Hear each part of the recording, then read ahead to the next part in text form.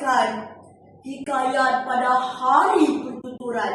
Segala raja-raja Melayu serta istiadatnya supaya didengar oleh anak cucu kita, dan kemudian dari kita dan diketahuinya lah segala perkataan syahadat dan beroleh faedahlah mereka itu daripadanya.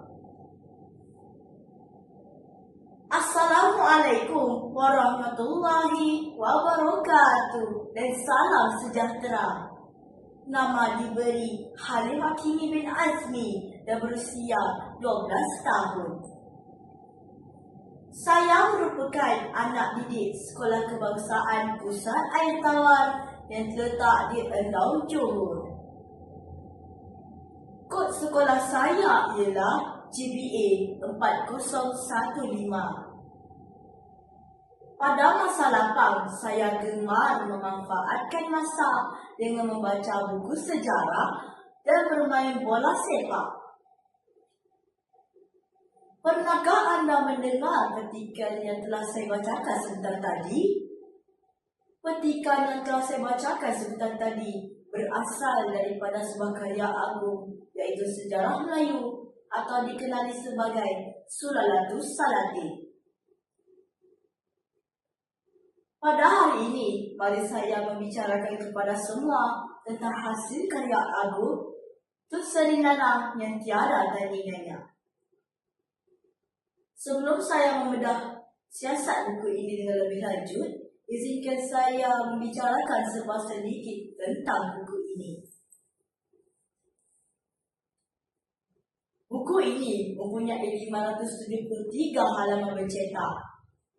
Editor buku ini ialah Jelani Harun dan diterbitkan oleh Dewan Bahasa dan Pustaka.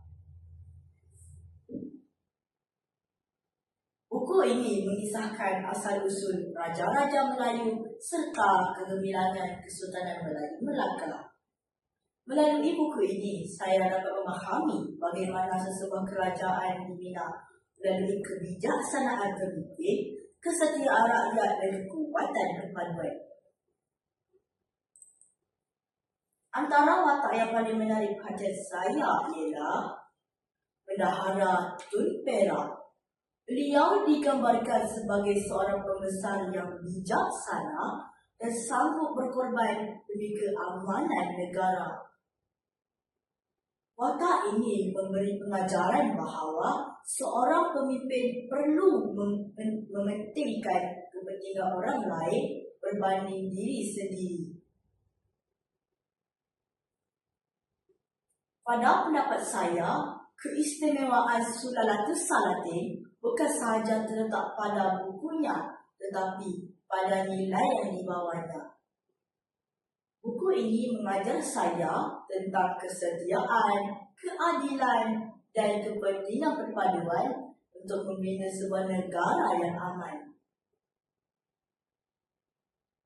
Pengajaran penting yang dapat dipelajari dari buku ini ialah jika sebuah negara itu bersatu, ia akan menjadi kuat.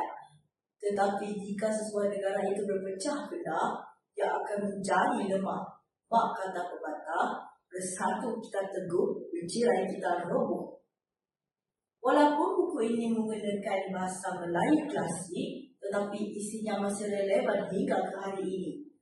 Jika pemimpin dan rakyat tidak bersatu, maka sesebuah negara akan roboh, akan jatuh seperti kejatuhan Melaka pada tahun 1511. Kesimpulannya, Sulalatus Salatin ialah sebuah karya yang wajar dibaca oleh semua generasi kerana ia bukan sahaja menceritakan sejarah, malah membentuk jati diri dan semangat cintakan negara.